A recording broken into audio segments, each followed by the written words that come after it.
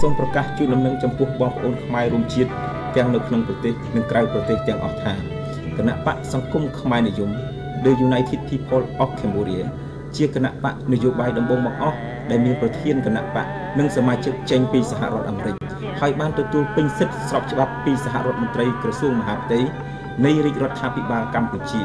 ដំណឹងនេះចាត់ទុកជាការអញ្ជើញដល់វីរៈជនបញ្ញវន្តអស់លោកស្រីសិស្សនិស្សិតនិងអ្នកមានឧត្តមគតិជាតិដែលមានបំណងចង់ចូលរួមចំណែកក្នុងការស្ថាបនាកម្ពុជាមាតុភូមិរបស់យើងខ្ញុំបាទរងចាំទទួលស្វាគមន៍ជានិច្ចអរគុណលំទូលាយសោកសាយរងឬគេអាយ